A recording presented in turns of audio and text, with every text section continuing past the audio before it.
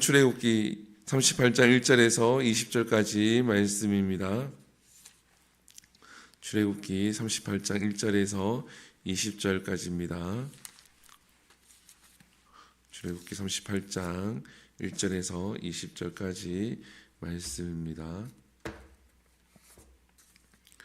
우리 함께 읽겠습니다.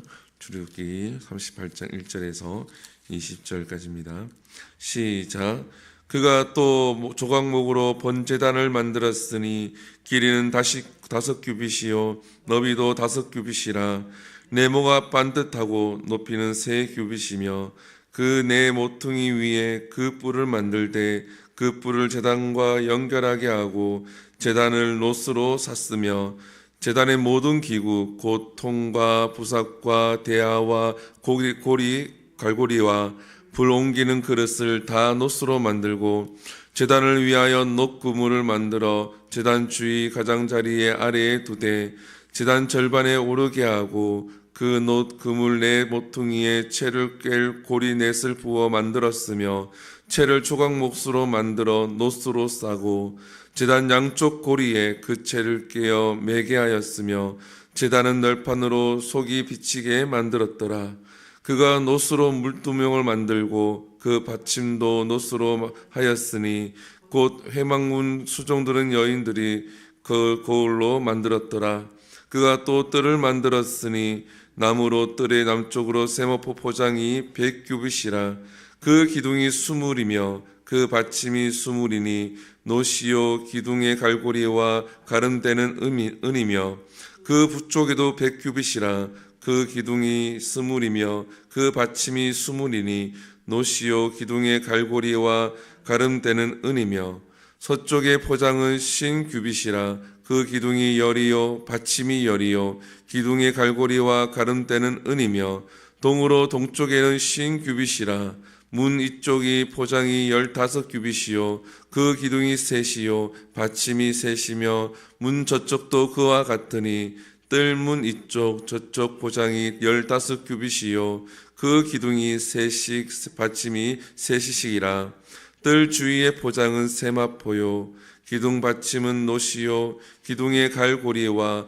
가름대는 은이요 기둥 머리 싸개는 은이며 뜰의 모든 기둥에는 가름대를 끼웠으며 뜰의 휘장문을 청색, 자색, 홍색 실과 가늘게 꼰 배실로 수놓아 짰으니 길이는 20규빗이요 너비와 높이는 뜰의 포장과 같이 5규빗이며 그 기둥은 넷인데 그 받침 넷은 놋이요 그 갈고리는 은이요 그 머리 싸개와 가름대도 은이며 성막 말뚝과 뜰 주위의 말뚝은 모두 놋이더라.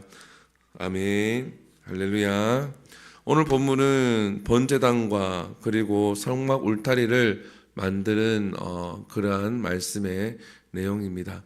오늘 본문 38장 1절에서 8절까지 보게 되어지면 번제단을 어떻게 만듭니까? 1절에 보면 또 조각목으로 번제단을 만들었으니 조각목으로 번제단을 만들었습니다. 그리고 어떻게 합니까? 놋을 쌌다라고 되어져 있죠. 그리고 거기에 들어가는 삽과 통과 모든 것들도 놋으로 만들게 만들었습니다. 어제 우리가 함께 나누었던 등잔대와 이 모든 것들은 금으로 만들었는데 오늘 번제단은 놋으로 만들게 되어집니다. 즉 조각목으로 만들어서 놋을 입혔다라는 거죠. 성경에서 놋이 의미하는 것이 있습니다. 성경에서 놋이 의미하는 것은 바로 하나님의 심판을 의미하는 겁니다. 번제단이 무엇입니까? 제물을 태워서 하나님께 드리는 거죠. 이 제물을 태워서 하나님께 드리는 이유는 무엇입니까? 이 제물이 나 대신에 심판을 받는다라는 거예요. 하나님의 심판이 임한다라는 겁니다. 그래서 그 제물을 통하여서 심판이 임하여지고 나는 심판을 면하게 된다라는 거예요. 기독교의 또 하나의 은혜는 바로 대속물입니다. 대속물. 내 죄를 내가 다 담당하는 것이 아니라 내 죄를 담당할 대속물이 있다라는 거죠. 이건 참으로 큰 은혜입니다. 내가 그 모든 걸 다 갚아내는 것이 아니라 죄는 나에게 있는데 이 죄를 대속할 대속물이 있다라는 거죠. 구약에서는 소와 양과 염소가 그 대속물을 대체를 했죠. 근데 신약에서는 바로 예수 그리스도가 우리의 죄를 대신해서 대속물로 하나님께 드려지게 됩니다. 이게 바로 기독교의 은혜예요. 다른 종교에는 없는 은혜입니다.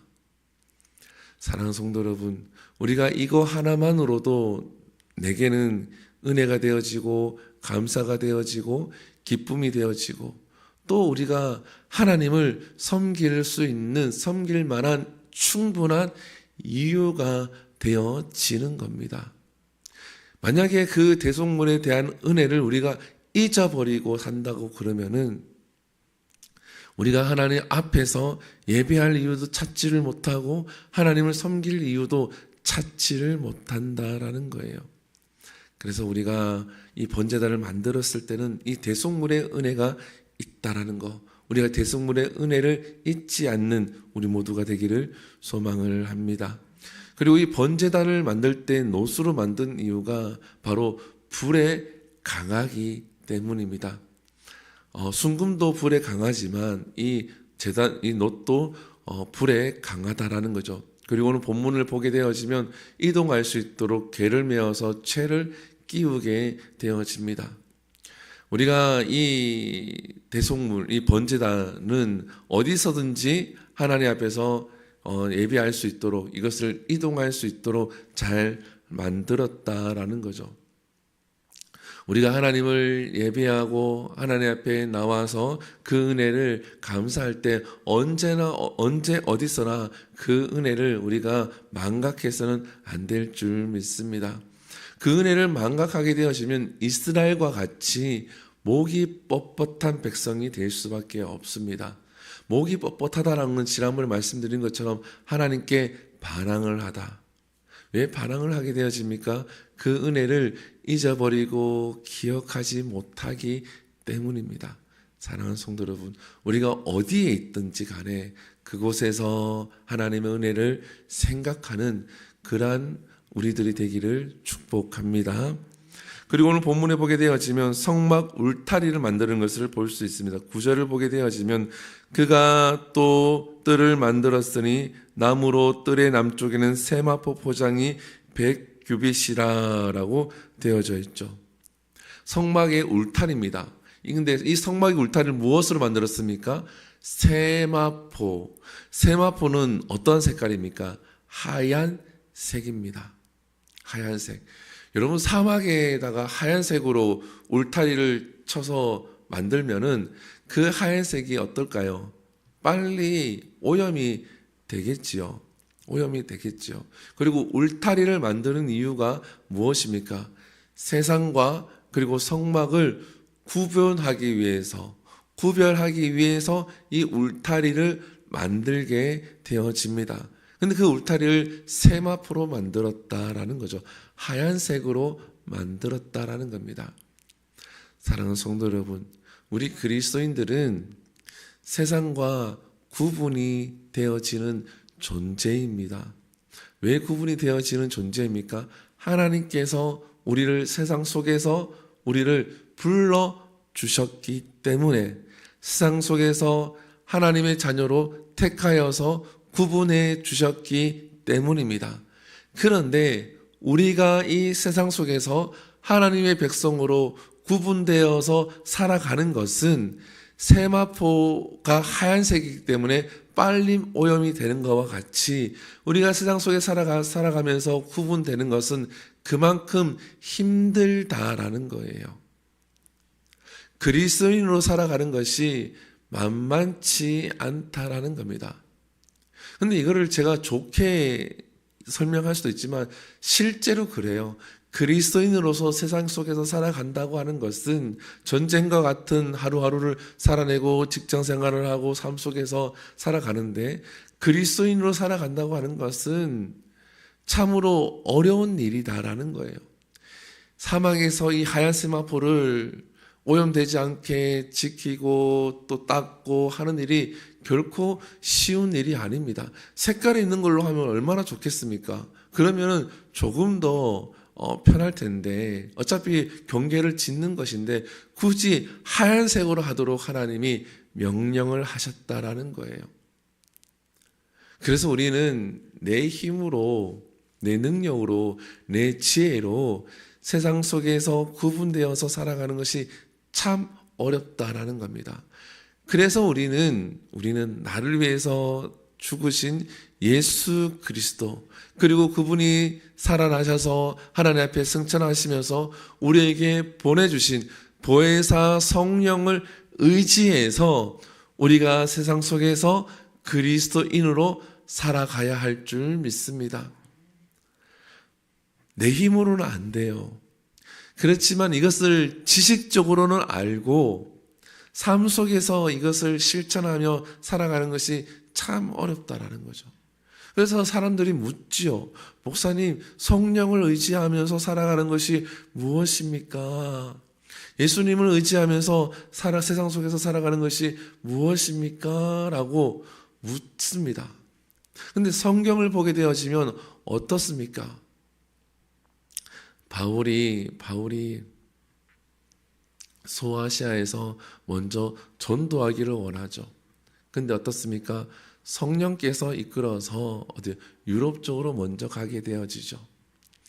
예수님께서 40일 금식을 마치고 난 다음에 어떻게 됩니까? 성령에 이끌려서 마귀에게 시험을 당하러 가시죠. 여기서 우리가 중요한 것은 무엇입니까? 성령에 이끌려 갈 때는 내 의지를 꺾는 거예요. 내 의지를 꺾는다라는 겁니다. 내가 하고 싶은 일들, 내가 지금 힘든 가운데 있는데 하나님이 원하시는 것이 무엇인지를 알 수 있도록 우리에게 신의식, 그러니까 자아를 주셨기 때문에 그걸 깨달았을 때에 하기 싫지만 그 길을, 내 의지를 꺾고 가는 것이 성령을 의지하고 예수 그리스도를 의지하고 가는 거예요. 근데 이걸 꺾지 아니하면은 성령의 도우심과 예수 그리스도를 의지하면서 가는 것이 아니에요. 누구를 의지합니까? 나를 의지하고 내 마음을 의지하고 가는 거예요. 왜? 내가 하기 싫은 일이고 내가 가기 싫은 길이기 때문에 그 길을 가지 아니하고 내 의지를 가지고 가겠다라는 거예요. 근데 성경을 보면 어떻습니까? 모세가 어떻습니까? 보낼 만한 사람을 보내소서. 근데 어떻습니까? 자기 의지를 꺾고 바로 왕에 가죠. 요나 어떻습니까? 니느웨 성에 가서 복음을 전하라 그러니까 자기 의지는 가기 싫거든요. 그러니까 다시스로 스페인으로 도망가는 배를 타고 가잖아요. 근데 결국은 어떻습니까? 하나님의 인도하심을 따라서 자신의 의지를 꺾고 니느웨 성에 가서 복음을 전합니다. 예수님 어떻습니까? 겟세마네 기도에서 어떻게 기도합니까? 이 잔을 지나갈 수 있으면 지나가게 하옵소서. 그러나 내 뜻대로 하지 마시고 아버지의 뜻대로 하옵소서. 이게 하나님을 의지하고 성령의 도우심을 받고 따라가는 그리스도인의 모습이에요. 특별한 방법이 있는 것이 아니라 뭔가 센세이션한 것이 있는 것이 아니라 성경에서 알려준 그대로 이것이 하나님 의지하며 가는 거예요. 또 에스더도 마찬가지죠. 다윗도 마찬가지고 아브라함도 마찬가지고 여러분 다 성경의 내용을 생각해 보십시오. 아브라함도 마찬가지입니다. 다윗도 마찬가지죠. 다 마찬가지입니다. 이 하얀 세마포를 오염이 되어지는데 이것을 오염되지 않기 위해서 닦고 지키고 하는 일이 얼마나 어렵겠습니까? 얼마나 귀찮은 일입니까? 근데 내 귀찮은 것을 의지를 꺾고 가는 게 바로 성령의 도우심을 받으며 가는 거예요. 그래 갈 때 하나님이 역사하시고 주님이 역사하시고 하는 겁니다. 그래서 우리 성도님들 예수님을 믿으면서 그리스도를 살아갈 때에 제가 그런 얘기를 해요. 내 마음에서 하기 싫은 것을 택할 때에 거의 90% 이상은 하나님이 원하시는 것이 대부분이다. 내 마음이 하기 싫은 거, 가기 싫은 그 길. 근데 성경을 읽어보면 대부분 그렇죠. 근데 목사님, 성경을 읽어보면 제자들은 예수님 부르실 때 모든 것을 버려두고 바로 따라가지 않았습니까? 그렇죠. 제자들은 모든 것을 버려두고 바로 따라갔죠. 근데 그 의미를 명확하게 모르니까 나중에 어떻게 됩니까? 예수님을 다 버리고 떠나고 다시 깨닫고 다시 주님 앞에 엎드리고 그 길을 가게 되어지지요. 그래서 왜 하나님은 굳이 그 사막 한가운데서 세마포로 올타를 치게 하셨냐라는 겁니다.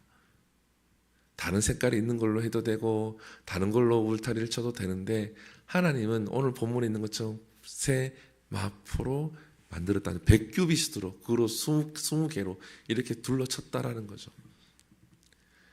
그걸 관리하는 게 결코 쉬운 일이 아닙니다. 사랑하는 성도 여러분, 이제 말씀을 정리합니다.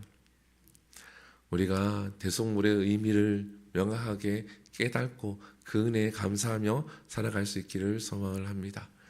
그리고 성령을 의지하면서 하나님의 인도하심을 받으면서 또 살아가고 오늘을 마무리하고 2025년들은 더 하나님을 쫓으며 살아갈 수 있는 우리 모두가 될 수 있기를 축복합니다.